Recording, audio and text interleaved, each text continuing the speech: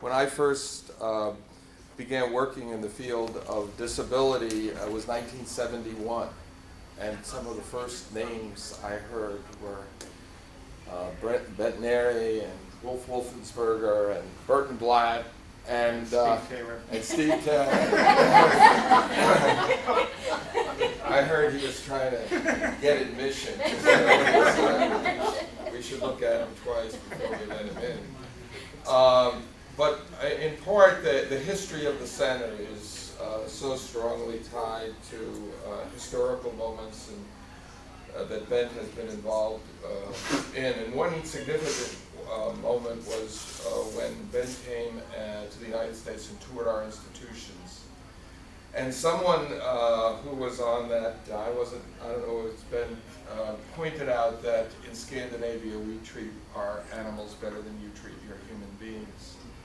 And that has been a phrase that has been in my mind, and I think it's been in the history of the center from its start, to think that people could come and say that about our treatment system here in the United States. And of course, those comments were attached to an idea that was called the principle of normalization, and that in a very significant publication of the President's Committee on Mental Retardation that Wolf edited, Bengt wrote a very important short piece introducing this principle of normalization.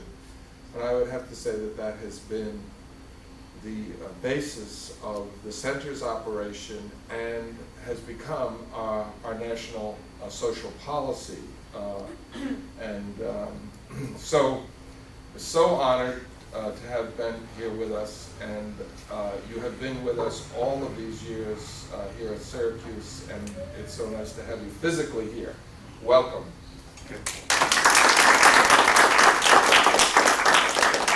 I'm here to speak up about this says history of normalization. I can't do that, but I can speak about the history of the principle of normalization, on the principle, because that's the one I made, and that's the one I know anything about.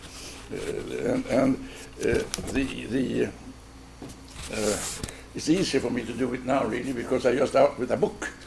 And it's very nice to start having a book up when you are 78 years old. And this baby is 3 weeks old now by now. And so this will be very interesting to see. It's all my papers that I've written before, put together, plus some new reflections and some new ideas and analysis. The point is this that I want to make is that normalization principle is a social science theory. And has a coherence and a logic that I also have described. And it was afterwards back an ambition to create a language that could be understood and fairly easily understood by everybody. Because the experience I had when I came in, knowing nothing, being innocent, into the field in 1961, come back to that later, I was struck then by 1963 at the forming of the International League of the Parents Association, in which I took very much a part in the deliberations and the actions to get it changed to an international organization from a European one. And also the year after, when the International Association for Scientific Study of Intellectually Disabled were formed. And I was struck by the discussions that we had at that time, and the difficulty really in corresponding and in relaying, because there was not only that there were different national languages of various kinds, but that people within the same nation had different ideas and different points of views and different evaluations, and also that it was one spoke within the same country in very different ways, depending on what kind of professional background or special experiences one had. And also within each profession, they had different languages between the countries and so on. And also among parents. There were different voices, different points of views, and different voices. And then it was the mentally disabled who was not heard at all at the time. And that might did for misunderstandings, and people were comparing laws and legislation and those kind, and I didn't find that very interesting, because you don't go to learn about another country's laws. You want to know what are their purposes, what are the aims, and what will they practically do to reach those aims, and how successful are they. That has nothing to do with the various special legislative and administrative machineries that various countries have found out and developed for themselves. So I found I needed to write something that to try to find expressions that were non-controversial and that could be clearly understood, so we know what we were talking about, so we could in those terms. That dawned on me gradually. That didn't come from the beginning. But that's the way it was. And the funny thing is, I'm not a professional in this field. And probably it says something about the standards of the services for intellectually disabled. That here I could come with a background in modern poetry and in law and in cultural anthropology and practical philosophy and art history, and make observations and say things that suddenly also, after some years, were taken somewhat seriously. And it says something about the stand of the situation at the time. I had cultural anthropology behind me. I had one book that really made a great impact on me. Once wanted me to look for a job in Africa, in Kenya. That was Ruth Benedict's Patterns of Culture, which is really a classic. If they had a Nobel Prize in humanistics, that's what she should have had it. It's an astonishing, fantastic, well done study on three different cultures with three very different temperaments, with three very different attitudes. The Sunni Indians were very nice and friendly. The Dupi over in New Guinea, who are just having to kill as much as possible, so to say. And then the Quackiotics, they're a little more like Americans. You build up big things, and then you have a big potluck, and then you destroy everything, and then you start anew and say, yeah, you make a better potluck next year. You see, that kind of starting it all anew again. New revolution every 4th year, or so that kind of thing. And I'm joking, but I suddenly found that when I was looking at it, when I came as a executive director, ombudsman for the Parent Association, I afterwards realized that what I saw really had something to do with patterns of culture.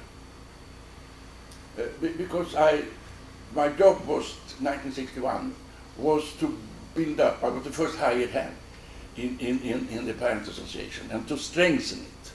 It had been formed 56, 52 was the first local, and 56, but they didn't have the means to have an office until then, and I had a half-time secretary to start with. And as I said, no nothing. I knew I had worked with refugees. I earlier practiced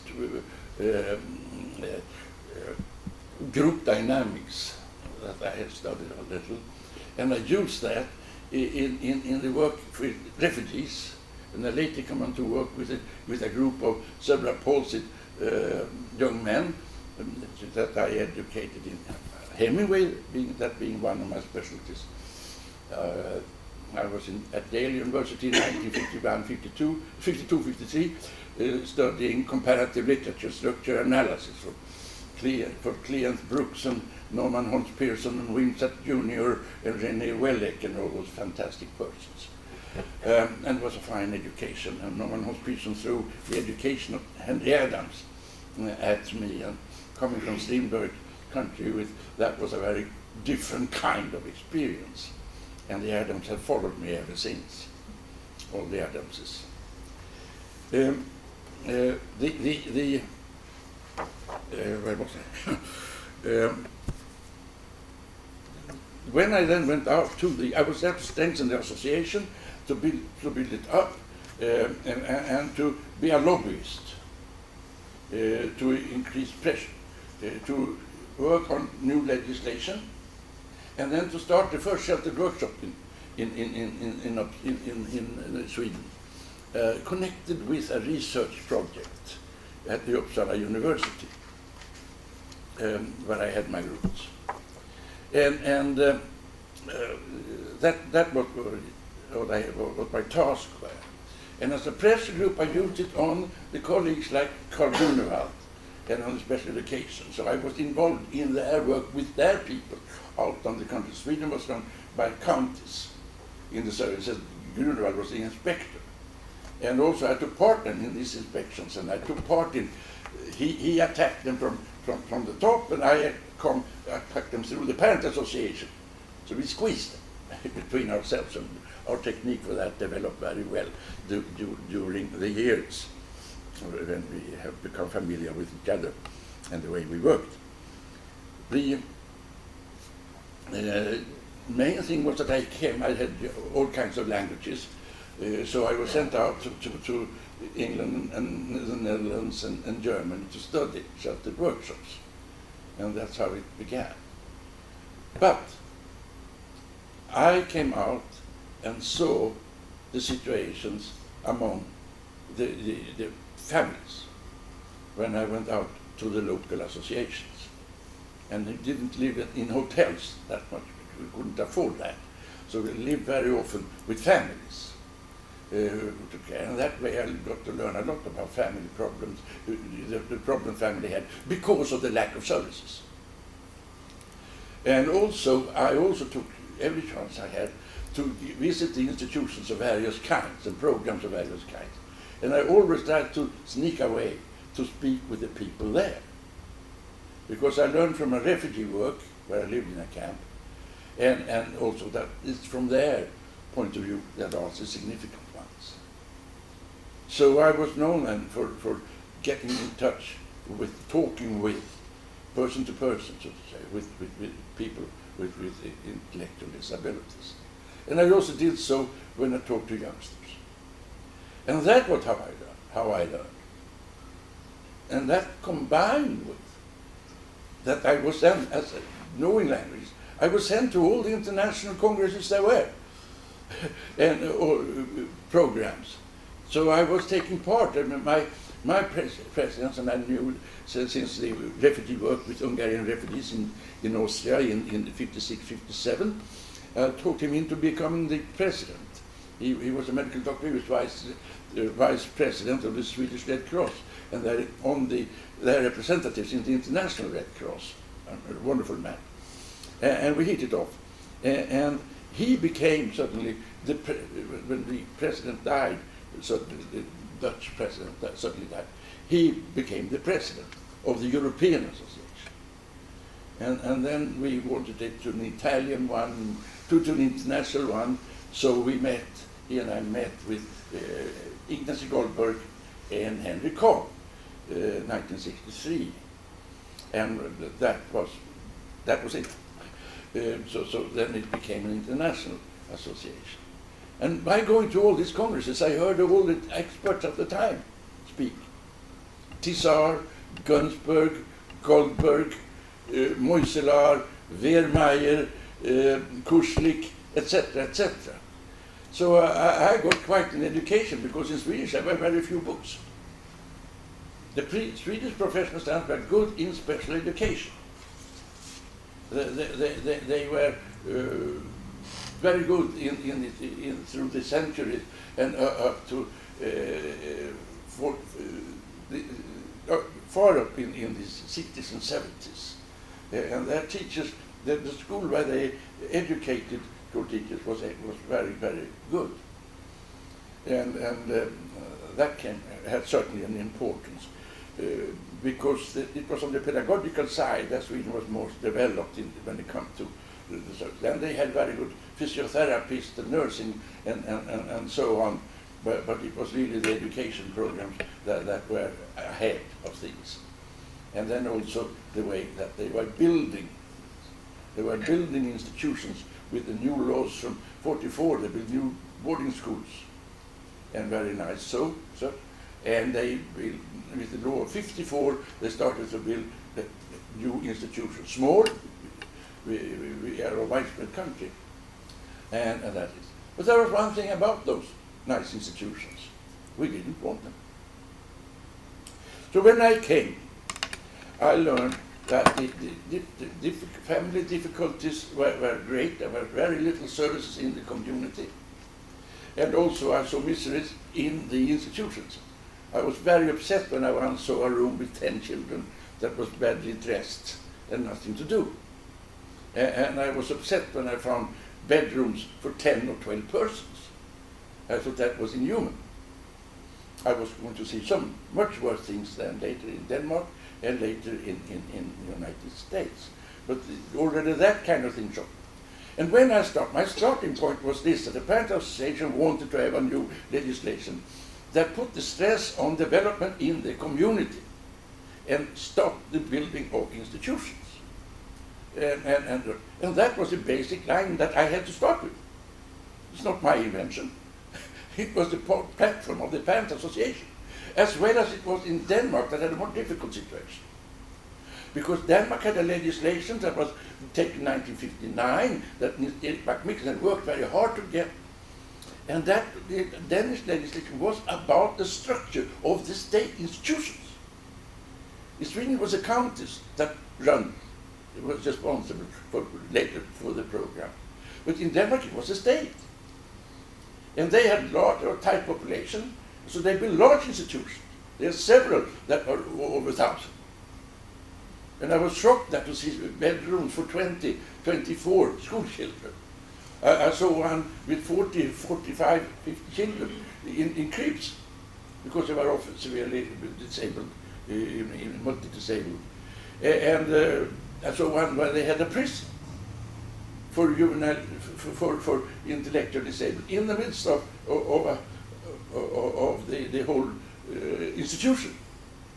And I heard about the church in the middle of the village, but I never heard of a prison in the middle of it.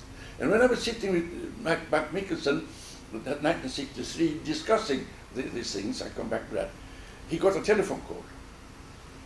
And after a while I heard, wow, why the hell didn't you let it burn down? And what happened was that in the large institution in Vejle where I had been visiting, been shocked, that's why the prison was in the middle. The school building started to burn. And it was summer, there were no children there.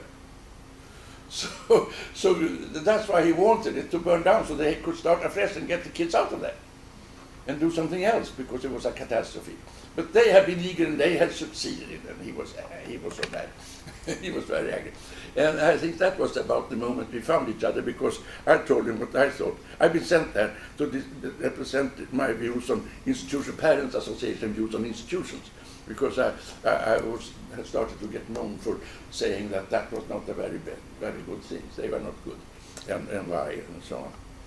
But the point I want to make here is that we wanted a new legislation, and we became members, assistant members of to the small commission that got the task to write the new legislation. And we got almost all what we wanted into that. We got all the community service, we got education for all children, even the profoundly retarded, as they said at the time. And we got the pupils' homes in the community instead of boarding schools. We got group homes in the community, and we got group homes, and we got occupation centers. We couldn't get the workshop thing that we were fighting very hard for and almost won, but it was called occupation centers. Later on they came to be centrifuges, throwing people out. And now we don't have them any longer because we are all now working for vocational training and work training and so on, and placing people in having different choices and getting different experiences by trying to have different work experiences until they find something that they want to stay with. So that was it. So, but all that was to say before we started to talk about normal. And the word that we used was what we found when talking with Nirje, because I found the words in the preamble to the Danish law, that the aim of the law was to create conditions as close to normal as possible for the person. Afterwards, Nirje said, I don't know if I wrote it or not. He was a secretary, I don't remember very much. But anyhow, he liked it and I did it. We used, he and I used it in a debate we had in Oslo that year, where he presented his points of view and I did mine, and we both used the word normal then. So that's what I want to tell about some of the background, because the word normal stuck to me. And at the same time, 1963, I had met Elliot Avedon, pupil to Ignacy Goldberg from Columbia, professor in leisure time activities. And he had made a study book in social training to be used in New York. And I took it, he gave it to me, and I started studying, and that was exactly what I needed and what I wanted. Because I knew how boring the times were for the young people. I had served in a confirmation camp for those that the church, this Swedish church, didn't accept for confirmation.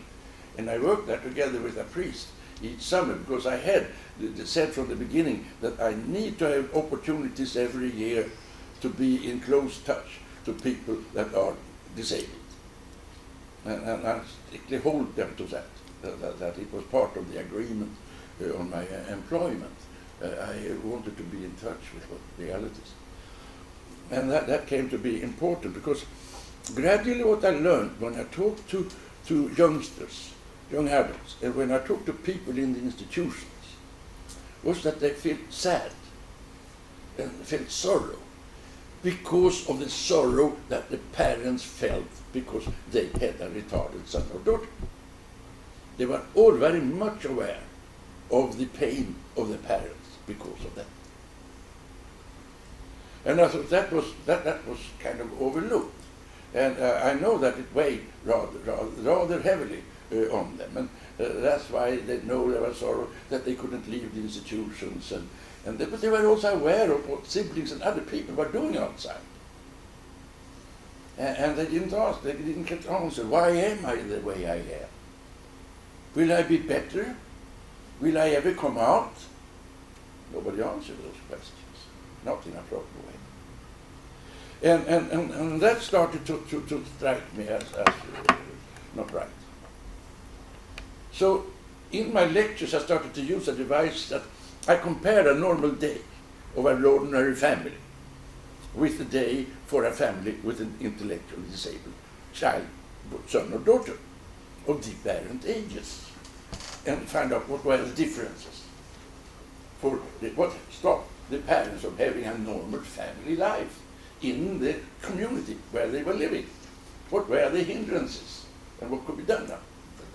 Make it clear that way. And then I did the same with a normal week of a family, normal weekends of family, which are not very like what normal weekends are for other people. And then I did it with the normal rhythm of the year. The different things you do during various periods of the season, the way you dress, the way you eat, the way you have national holidays, religious holidays, and take part. And how that was for families, how that was for intellectually disabled, and how that was in the institutions. Because in the institutions there was no normal rhythm of the day, no normal rhythm of the week, no normal rhythm of the year. It was fate. And then I came back to using what I had from Benedict, I realized afterwards, because the life cycle, the run of the life cycle is very important in patterns of culture, because it has to do how do you treat children when they are born. How do you educate them to start with? How do you initiate them when they are in their puberty? And how do you deal with marriage and sex habits? And how do you deal with old age? And what rules, what is good? What will be a good person, a good citizen in the culture? And what about those to be a powerful and efficient person? And who are the ones that are powerless? How are they treated? That is part of the cultural patterns that you grew up with, and that is always changing through the decades. The cultural patterns we have now was very different from when I was a child in the 1920s, with horses and that kind of peculiar cars and so on to watch. It's quite different, and clothes and everything. And what really happened to me was that I realized then I can do it as an after construction and say that I observed that the patterns of culture for families were not the normal ones, and that the patterns of culture for those in institutions were not the normal ones. And also that the general point of view on people with intellectual impairment was that they were deviant, that they were different, that they were disabled, and they didn't see the human part. A person is far more than the disability. A person that loses a leg is far more than being an invalid. He might be an engineer, or he might be a student, or he might be a husband, and so forth, and had many other parts. And the same is with intellectual impairment. It's an impairment. And I did that definition in 1969, and I'm rather proud of I did my own definition of intellectual disability. Because I said one part of it is the intellectual, the cognitive impairment, the difficulty to learn. And when you are that thing, when you are good to school, you are hammered on that disability all the time. It's very tiresome. And you can't compensate for it. As the blind and the physically disabled can compensate. Because you are disabled in your ability to compensate yourself. And the other point was that you are disabled, partly intellectually disabled, because you haven't had the experiences, you haven't had the learning to handle various situations. Go into restaurants or how to vote and all that kind of things. And things that you didn't know, because you learn one thing as a child, but you have to learn new things when you are an adult. And that deficiency, that's the second handicap, so to say. And both of those are depending on how well they are handled by the pedagogues and by the teachers to widen gradually their experiences and their capacities. And that involves the third ability, the third thing, what I call the handicap awareness. The awareness that I'm stupid. I'm not as quick as others. And I fail. And so on. And that's very important, how to handle that. And one of the things that I found out that has been very good in building up self-confidence now is exactly that you are able to do things that other people see that you are able to do. That you be recognized for what you can and not for what you cannot. And I've seen that especially in sports, how much that depends. Because the only way to compensate is being looked upon by others. And I'm very proud now when I realized, and I've been told so again some years ago, that this is parallel to the new international definition of disability. All these three facets of disability. As you might know, they talk there about the disability as for the functional impairment. It talks about limitations of activity and diminishing of participation. that the way of handling the concept normal, by the way that I did it, started to make sense, started to combine. But I put them, what really made me see them was that I was invited to go to Minnesota by George and the ARC there. And then I found that when I spoke in the localities, I spoke with families on the daily life using this way of talking, there was a response. They identified. That's the same. It was no different. We spoke the same language. We spoke about the problems in the same terms. And that strengthened me. And then I found out that when I looked into these horrible institutions, especially Faribault, with many thousand people, and with the Dakota building, where I found 104 naked men, or half naked, some of them, and the most appalling circumstances with feces and so on. And when I found that the best girls, as they said, the best girls we have, were sleeping in dormitory for 40. And when they came back from school, they just came back to empty rooms with a TV that they couldn't maneuver, that was high up, and it was on, and whether they wanted it or not. And that was not a way to widen your capacities after what they learned in school. And as I started to say later on, I said that institutions are making the intellectually disabled more stupid than they are. They are making the staff retarded because the staff has no chance to see the effect of their teaching, of the effect of what they're learning. They only do it in the social realistic circumstances. Then they can see what they have succeeded with and what they still have to do. And that's why they learn by the feedback of the persons themselves, from what they had found difficult, what they had liked to do, etc. And that's creative pedagogics. But in an institution, you got no feedback.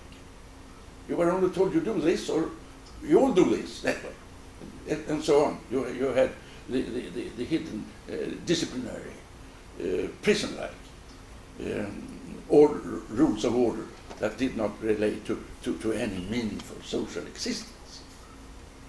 So I found them, these places, abnormal. I felt very strongly about that. So that helped me to develop the principle, and then the rest is history, because then I was asked to write it and want to get involved in it and so on. But what I'd like to do now, I would like to say a few words about the principle, as I see it, because the principle was not the first paper. It was just a start, and had to be very short.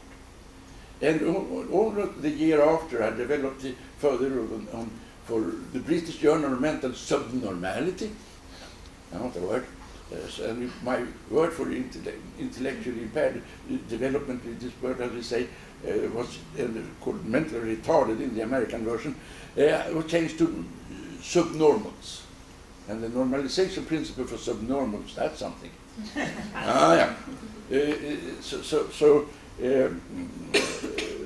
Then I did another paper, 72, where I dwelt more on the functional planning and on the family situation and the growth of the person and the adulthood. Because what I have done, besides that, is that I had started to feel that the problem was the leisure time. Accommodation and other things were handled. But the social problem with the families rested very much with the lack of leisure time resources and leisure time activities for the people at home. And it certainly had the deadening effect of the institutions was that there were no leisure time. They had leisure time all the time. And it was no fun. Because it was not very much serious, meaningful activities. So when I seen this with Avedon and learned that program, and I had also, I had got the idea, and they laughed at it in 1964 when I said it at the meeting of the national meeting of the deans of special schools. And I talked and I said what we need is focus schools, college courses for intellectually disabled.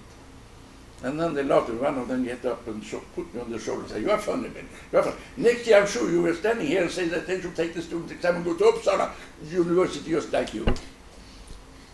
But I got the last laugh because the next year I had been appointed to the Board of Education Committee of 3 persons to propose new programs, cultural activities for disabled. And it was from there we got more deaf interpreters. We got a dictionary in sign language. We got more support for the folk high schools, for physically disabled and deaf and blind that already existed, and then the new thing for intellectually disabled. For and also I got what I wanted for easy readers. I would say having contemporary or classical novels, good literature, with adult perspective, being in simplified language. And if, about the same as what the Reader's Digest does when they simplify books, but still with a good language. And we had some very shocking books, so to say, because we wanted a mature contemporary content. And we also wanted the classics. So, I mean, the last one they did last year was Don Quixote, and so forth. And you have the Greek classics, and you have a lot of others. And the literary circles, the study circles, are also when you can read, and also when you can have them read to you by tapes, or they are very popular. We have over 400 books, probably 500 by now. We had over 20 folk high schools that had half-year or year-long courses for intellectually disabled. And we have a newspaper, for easy-to-read newspaper, and a magazine. And we have special programs in the radio and TV. So the means of communication is much better.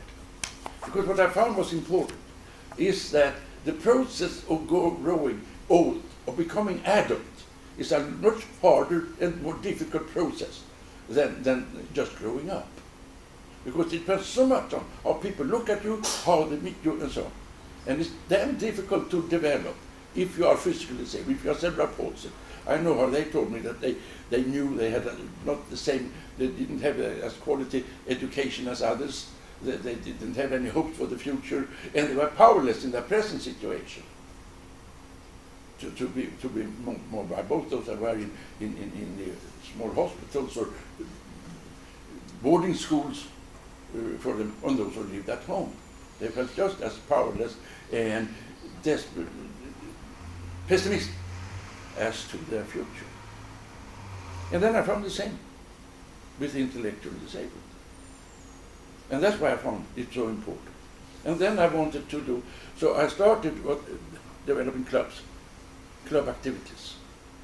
1965, with the priest I told you, he fixed it so I was supposed to be at his reunion of his old patients. Then he let me do the 14 days program for social training that the board had said no to the year before. And thanks to that, I got deep insight in what skills they had and what skills they didn't have, because I had asked the parents first about 20 questions about what they liked and what to do, what they could do, and so on. And of course we learned, and they could use the cities around for practical grounds and do it, and we made it more and more complicated. What we found out was, we thought they learned some new things and so on, and they loved it, but they knew far more than their parents knew. The parents had no possibility to know what the person could do on his own or her own or with others. And that was a source of permanent frustration.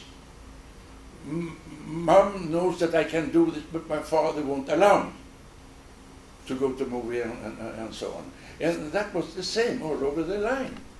So I had many talks with parents about this, and some were rather difficult. But that was the some of them, and that created the inferiority feelings and the self-doubts and so on. And I didn't find that very healthy. So that's why I said. So that was one of the reasons to have as normal growing into adulthood as normal way as possible. That's a matter of fact is the second revolutionary thing about the normalization principle, because they were not looked upon as adults at that time. So what I now say about the normalization principle, I express it that normalization principle means that person with intellectual disability should experience the rhythm and conditions of everyday existence and the patterns of life which are as close to those in their culture as possible or are the same as those. And then I have gone through these eight facets with a rhythm and patterns. And the first is the normal rhythm of the week. And each one should have a chapter and could have several pages to illustrate, to demonstrate the various things that it really involves. But the point is this, that they apply to families, they apply to the persons, and they apply to the institutions, showing how wrong they are. And showing the community what should be done and how to look at things. And also when it comes to various levels of functioning. And also in various cultures. So to live with having a normal rhythm of the day, there are gradual skills that you have to learn from when you are small and through the ages to be able to handle it. And in the beginning and in the end, you might need some help to deal with the daily chores of getting out of bed or into bed and handling your hygiene and so forth. And it says that the first part has to do with the basic abilities and need for services that belong to the personal, intimate sphere between sleep and sleep. The demands and prerequisites are for a normal daily rhythm are very different in Archangelsk or Barcelona, Canberra or Dakar, or if you are 5 or 35 or 75 years old. And it shows what has to be done in their communities, and it shows why the institution was wrong. And it also shows that because the normalization principle is universal. A normal rhythm of the week, you live one place, you go to school, you go to work in another place, and you have leisure time. And you have weekends that are very significant. And that you can go into at length on what it means for families, for the retarded, for the impaired, and for the institutions where it's the second stick of dynamite to blow it up. And then what it means in terms of, for example, for the social worker, and what it means in terms for the psychologist, and what it means in terms of the planners, because this demands functional planning, because they have to work together, educational work, the living conditions, and the leisure time. And in Sweden we can have it, in most countries you can have it, a plan, so you have that. But I found here it's very, very difficult when you have different kinds of legislations and financing on federal level, on state level, on local level. When you have different kinds of legislation for different kinds of accommodations. When you have different kinds of work opportunities. And when you have different kinds of situations for living, etc. And so. And how can you plan? How can you make a coherent plan? When, so to say, so many interests own a specific part of each individual, and it's depending on that. And especially, as I said, the work opportunity, it doesn't matter where you live. It matters who you are and what you do and how you feel that your social life is good. And very much hangs on them how much, because you can move. You take your home with you when you move. And we move several times. And you can move from different group homes etc. Because the important thing is to live in the group with people you want to live with. And that's one of the problems of finding solutions for that and opportunities for that. But you can move, everybody does so, and you bring your home with you. And new expectations. And that could also be healthy. But this demand for functional planning from the local authorities, that is a coherence in all that social, educational, work programs, and in accommodation services, and in work service and opportunities, and financial services. And that they live in conditions that allow the person to be able to take part in the decisions about his life, himself or herself, as much as possible. And that's an area where we still have much to do, because it's their lives, it's their interest, it's their motivation. And they have to be respected on the decisions shouldn't be taken over their heads. They should have a say-so in what they want to do after school, what kind of work opportunities they want to have, and how they want to live. And of course, that goes also for people who cannot speak. That's a different story, because that's a more complicated story, but you have to learn that person from the inside, to see and understand what it really is. And sometimes it's very, very limited things they can do. But still, they should be busy and be occupied and having things to do during the day in some social context. And that is compulsory for the authorities to provide that. Also in Sweden, also for persons without speech, persons with several disabilities, and so forth. And then we talk about the normal rhythm of the year, and I mean that thing about a normal rhythm of the week, that has to do with the cultural activities and so things that you also have in your city, whether you are living in what did I say? Whether you are 12, 32, or 52 years old and live in Jerusalem, or Jaipur, Yokohama, or Rio de Janeiro. There are all different habits and different patterns of culture in each of those places. And then I talk about the normal rhythm of the year, where you do different things in class and so on, and should take part in that as much as possible, whether you live in Stockholm or St. Petersburg, St. Etienne or St. Louis. And then I go to the normal life cycle, that you are a child, and the social circumstances that are important for the family, when they find that a child is born, when they realize that the child is becoming adult, and when they are realizing that they are going to die. And what then for the future of the child? There are three special things that have to be attended to. I won't go into detail about that right now. And then that they are good to school and have right to education, and then that they become adults. And that's what I said about the importance of adult education and the ability to be able to choose, to be able to say what they want as adults. And adult education should not start after school. There have to be some years in between, so the person has new motivation as adult to learn the things he feels he needs to know about budget, about political voting, about handling money, about cooking, and whatever.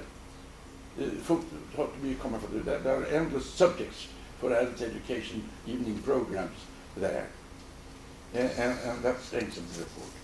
And then the demand for functional planning, as I said. And this part means that you are developed, take part of, through the ages, in the development, nationally, in your part of the world, Europe, United States and so on, internationally and in United Nations. The cultural changes, the developmental changes, the new knowledge, the new ethics, and so on, that comes. And you could have a part of that, because in the rhythm of life, it's a different world when you are born and it is 50, 60 years later. And you should share in that development and share in this raising hopefully standards. So then you see one of the factual basis of the principle is time. Day, week, year, life. Time is always there. It's a reality. It's ever-changing. Okay, then I come to the normal right of self-determination, because those are the four aspects. But the central aspect belongs to the person. And that has to do with how this person grows up and what he chooses to do, and the possibility to become himself, to realize his opportunities and possibilities, and to be satisfied with life, and that he has integrity, and that he gets an identity with which he feels comfortable, and that is respect. And integrity I defined as be able to be yourself among others, to be allowed, to be able and to be allowed to be yourself among others. So integration has to do with both your ways of life and others' points of view of life, and how that makes. And then I define that in 8 different ways: physical, functional, group integration, family integration, group integration, and societal integration, social integration, administrative integration, and international integration. Because more and more is necessary that it should be made possible for persons with intellectual impairments to share in their experiences internationally, as in people first, such things. So I came to the importance of right to self-determination because I realized that could be taught. You could. That was part of the becoming adult. It was to become more and more sure how that is being done in the way that you felt more confident as an adult in being able to handle yourself, and that you could do it and see yourself in the mirror. To say, to be true to yourself, as Hemingway says. That you could do that and be respected by others. That's a central facet of the normalization principle. It has to do with the right to live, the right to develop, the right to express yourself, the basic right of equality in the community. And that means that this has lots to do with what was wrong with these institutions, and also what needs to be done all the time. Then we come into normal sex relations, and they vary from culture to culture to culture. And the one thing I want to say here, that is really when we face the difference between patterns of culture and human rights and the principle of normalization, is when it comes to certain practices in for example, Africa and other countries. When it comes to female circumcision and those kinds of violence exerted on human bodies. And I've taken part in the Swedish committee's work for that, because I also expose intellectually impaired women and physically disabled for this barbarous unmaking of women. And that's horrible. That goes against this normalization principle, and thus it goes also against human rights. And human rights should always win over patterns of culture that are wrong, like they were, for example, with regard to the Chinese ladies and their feet once upon a time. It has to do with education and respect for the human being. And I said this demands on the possibilities for marriage and the problems with sex education and all those things that has to be solved. And I said that means these parts of right to self-determination and sexual patterns, they give impossible institutions, but give independence and community life and worthy life in Ukraine, and where it's horrible, and Canada, in France, and Somalia, where most it's one of horrible places. And I talk about the normal economics and normal environmental demands and so forth, and that goes without that. And in such a way, the principle is all those 8 facets. Not one, but all of them combined, they make the principle. And in such way, the principle is an instrument working on 4 levels. It works first on the individual as an instrument of empathy, to read into, see what this person needs to have better circumstances, with using all these 8 facets to see what is lacking, what can be done, and what is good. And that serves for the persons that have to do immediately with those individual persons, whatever their disabilities and level and age and so on, and apply that understanding. And you see, when it comes to staff and dealing, their job is not to have power over people and make decisions or total decisions or over people. It has their job is to provide from their knowledge and their experience, to provide power, give power to the person to manage for himself as much as possible. Some need lots of services, but they also need the being met in a respectable way, and not feeling that they are under command of anyone. And the other level is for the community, for the services that have to be rendered and have to be functionally planned and so on, to make a life and development like that possible. And the third level is on the national level when it comes to legislation that makes it possible to develop services and to develop the ethics that protects the person with intellectual disability and assures that he can grow up as normal, in as normal ways as possible. And the fourth, it serves as an instrument for research to see in what respect are different situations closer to the principle or far away from the principle. And also you can compare countries. You compare the situation for the intellectually disabled in Germany in the early 30s, middle of the 30s, and now.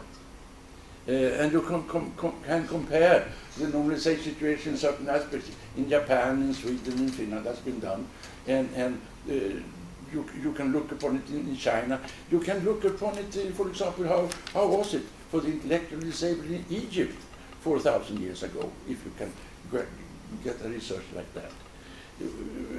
And that, as an instrument, has come to be more and more important, because it also says that the research should, as much as possible, be based on the life and experiences of the intellectually disabled themselves.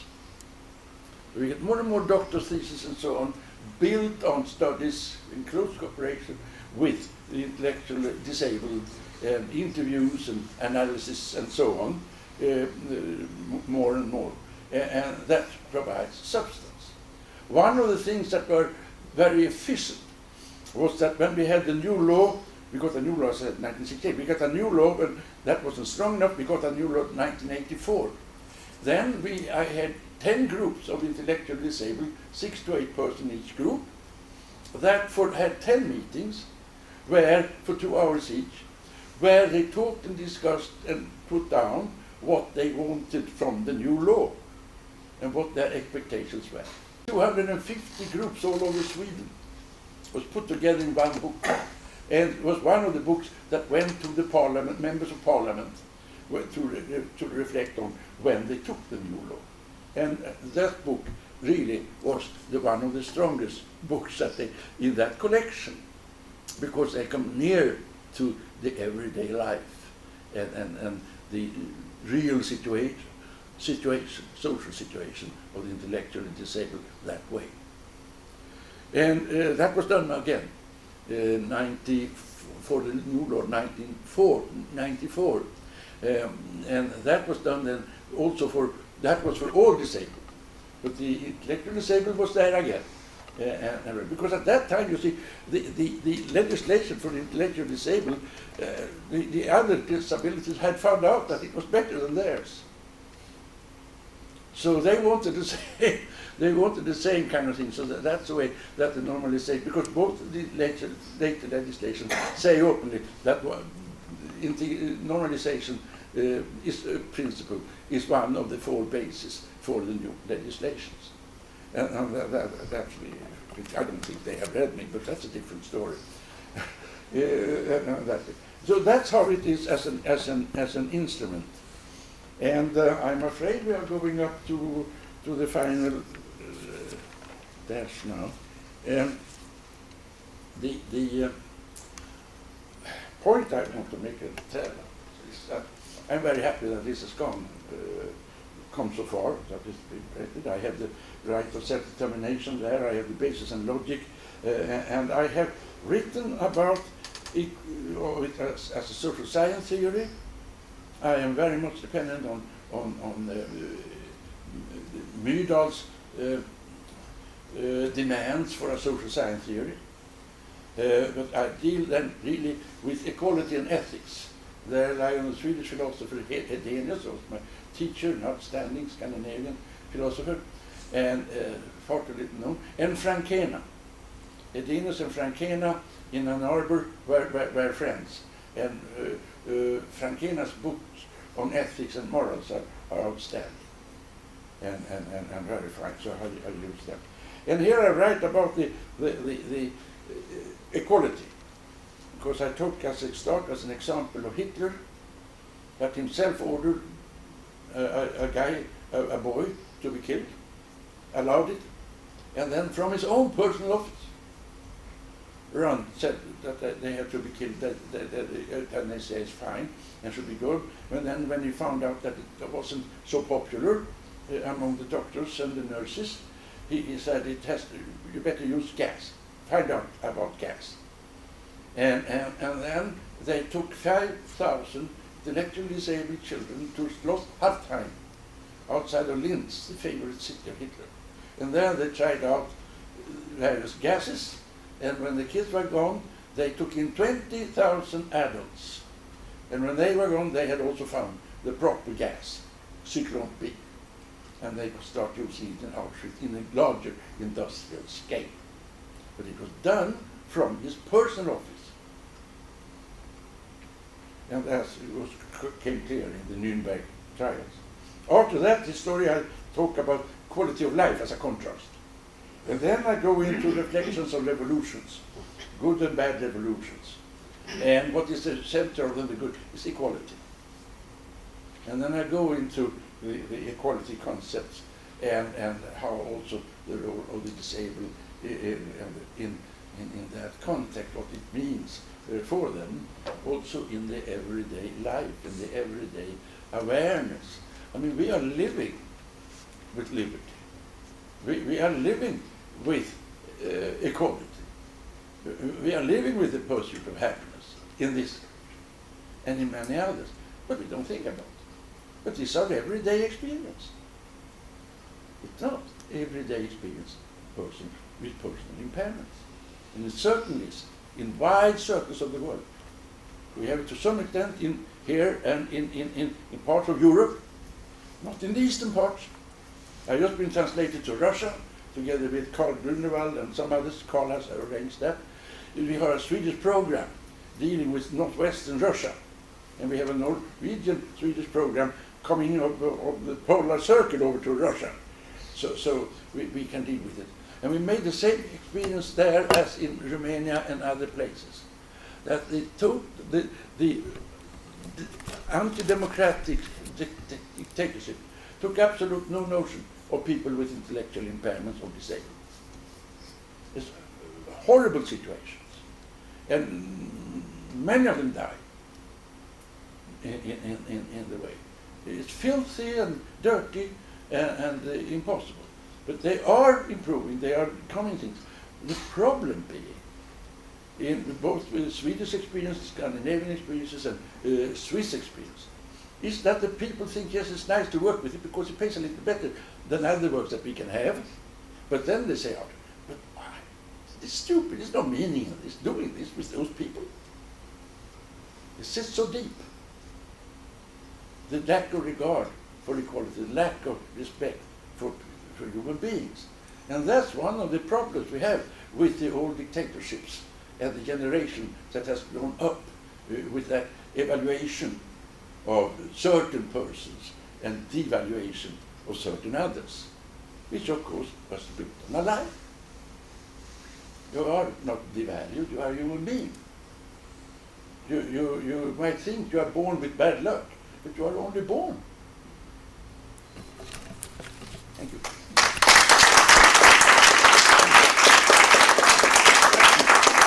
I think we have time for a question or two. Any questions? Okay.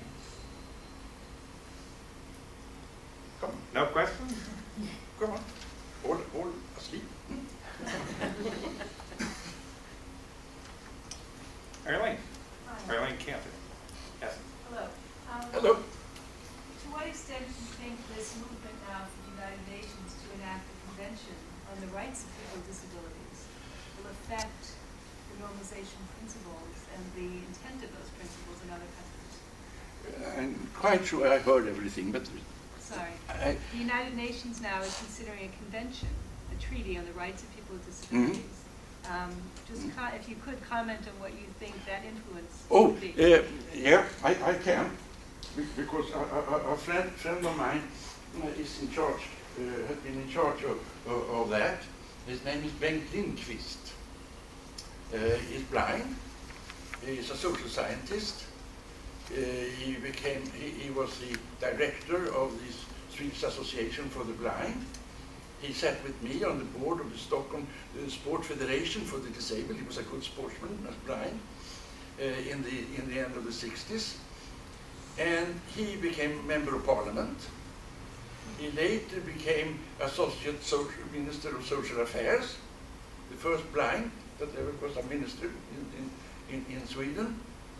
And he started what became Disability International or whatever. He started that going in Winnipeg and became then the first president of this international cooperation between disabled themselves. He also was a Bengt Nirje lecturer last year. They have invented that kind of thing.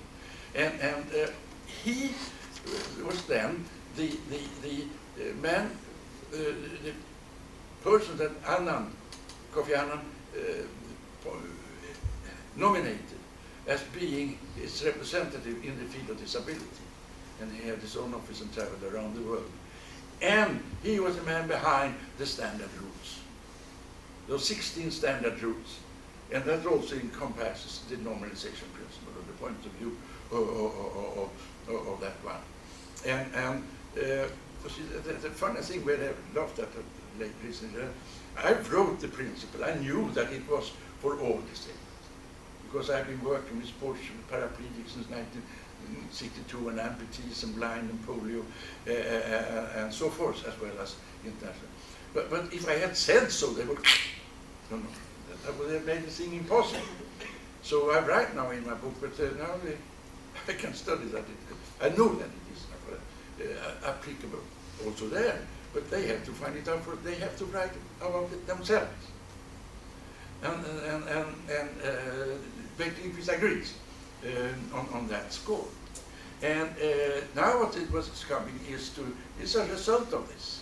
It's a result of the second standard point, standard demand, and so forth.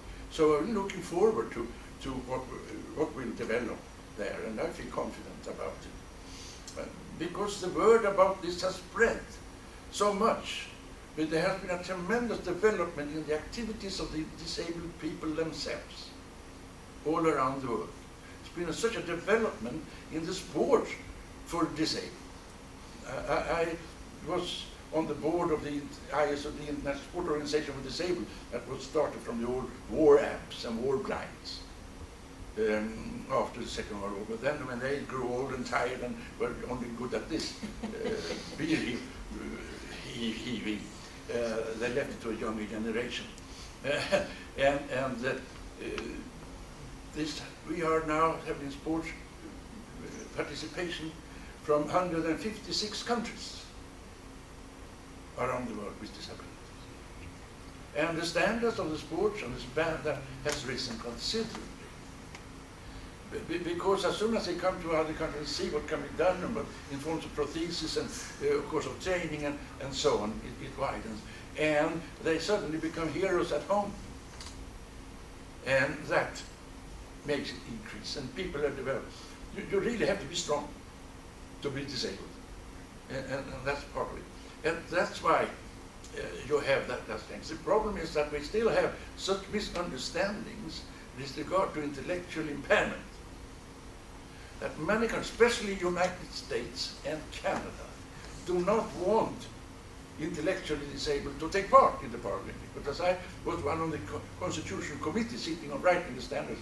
They didn't succeed in throwing the INAS, the International Sport Association, out. But they very much tried from the American amputees, which had all the Kennedy people in them. And that's been a problem with that, because the doctors in the fields of paraplegic and amputees and so on, they don't have any regard for people with intellectual impairments. That's the old medical school problem once again. Thank you. Wolf, could I ask you to make some remarks, please? Wolfensberger? Well, of all the things one could say, I thought I would just address the tremendous impact that the appearance of the principle of normalization had on the scenes. And you really need to appreciate what things were like before that time, and in the 50s and 60s and so on. And what they were like is almost unimaginable for younger people today. Among other things, there prevailed a nihilism of expectations for mentally retarded people. And also, when I ended doctoral studies in the field, all there was in the area of research on learning of retarded people was 20 research studies, and if you knew those, you were one of the world's experts, and you could learn those, in a few hours. There was much debate in the literature as well as informally that almost amounted to a debate over, are these people really human? And if they are, do they really function like the rest of us?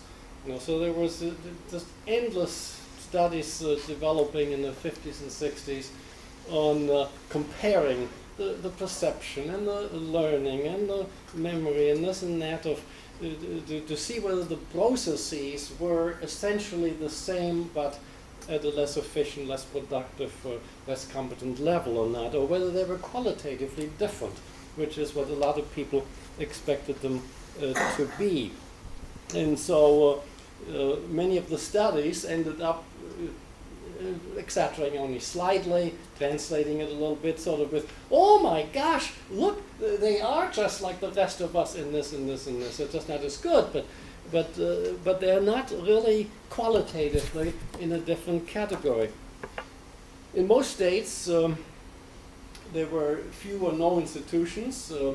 Many states had only one institution. Often it was out, in nowheres. And placement of a retarded person in an institution in those days was, so to speak, a relationship death sentence. Just imagine, you had Nebraska, 425 miles wide, and the institution was in one corner.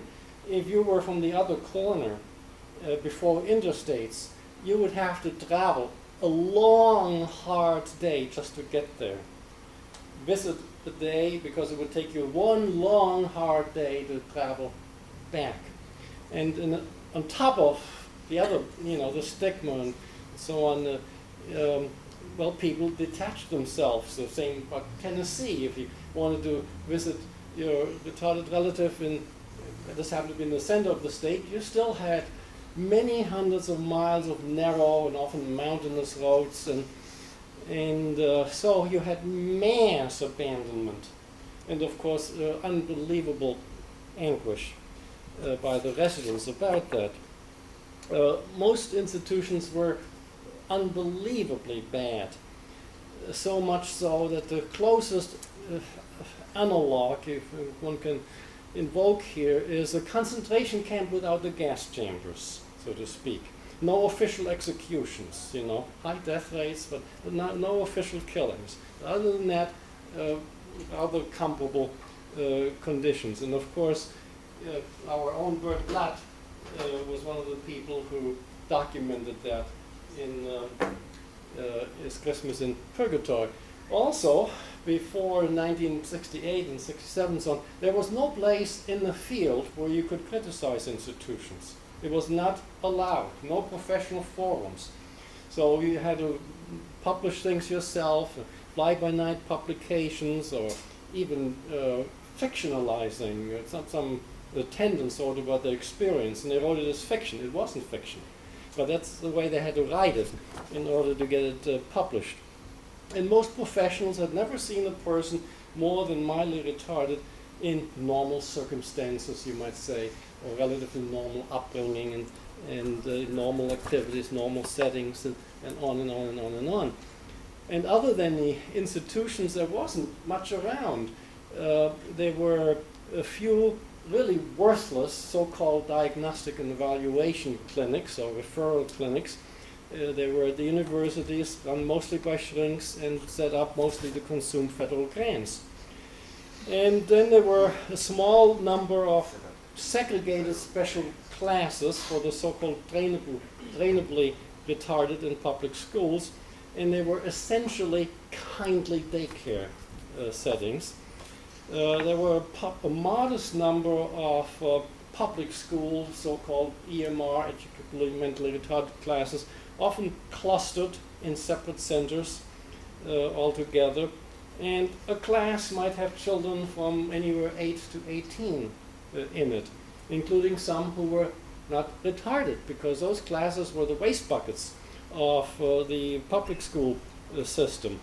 And the education in these classes was extremely, low expectancy, low intensity.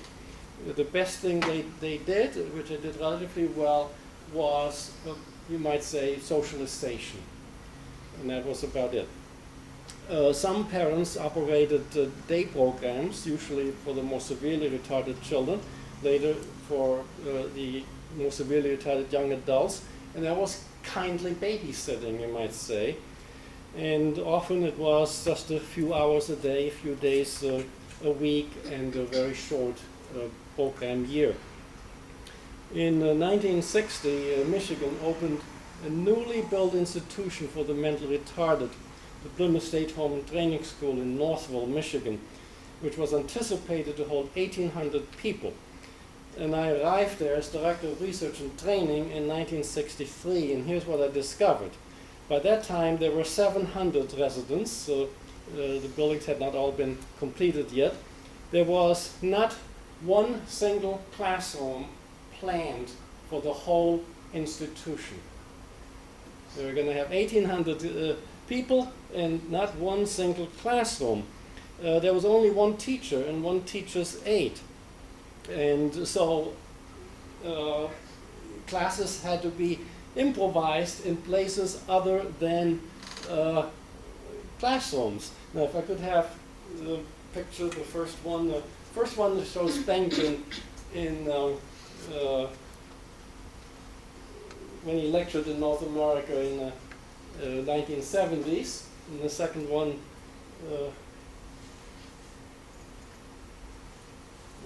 not all that clear, but here, lecturing in a place like this about 30-something years ago.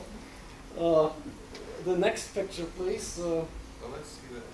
Can you tell it? Turn off the light so we can see the picture. Is that dimmer? up above? It's controlled, I think, Oh. from the main desk, but I don't know, so I don't Right back control in it. there. I'm sure complexity will overwhelm Yeah. us. You've always loved technology. Right. Yeah. See if you can get the front lights.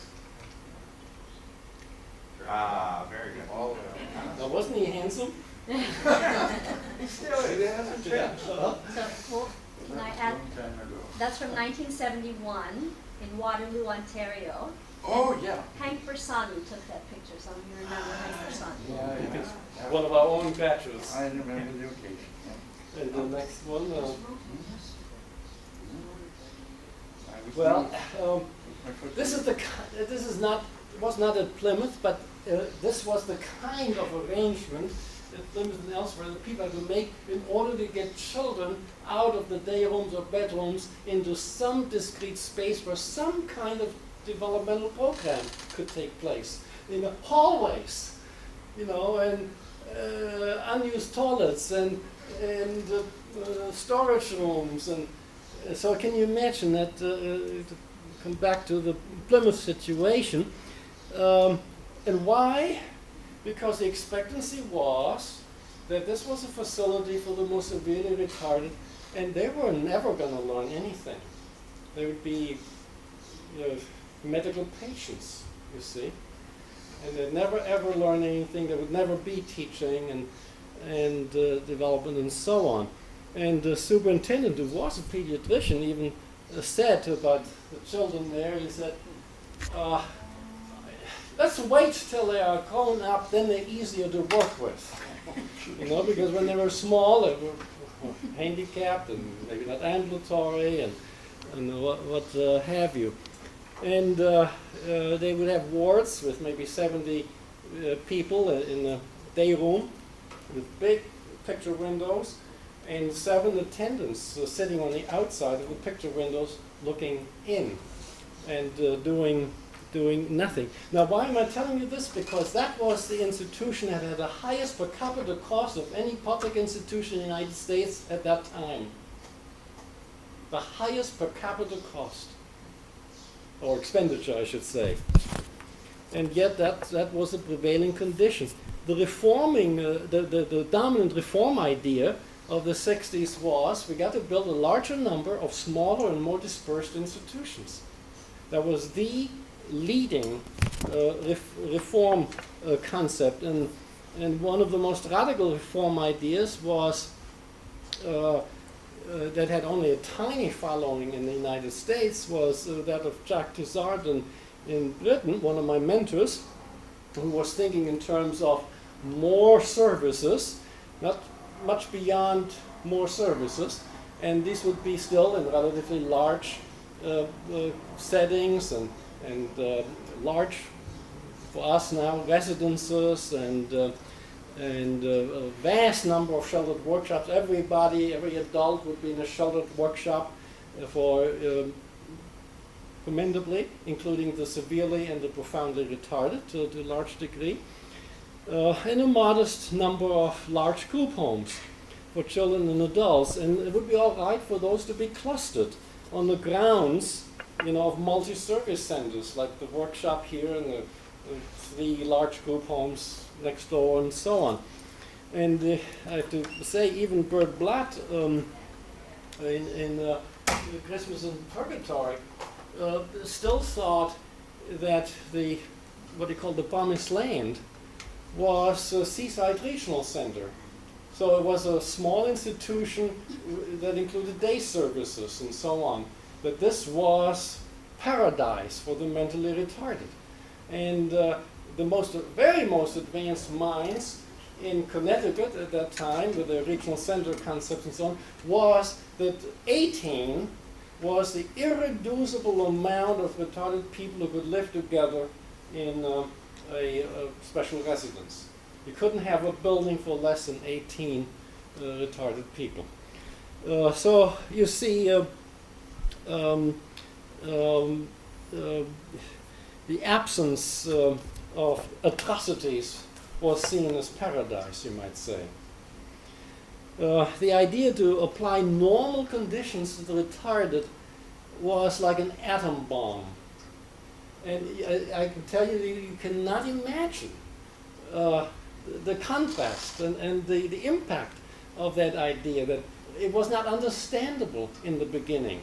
You could listen to it, you could read about it, it just couldn't sink in. The ideological barriers were just overwhelming, and the barrier of impetus over time and so on. Even those who weren't sunk in what it would mean, probably would not believe it. This isn't going to work, surely.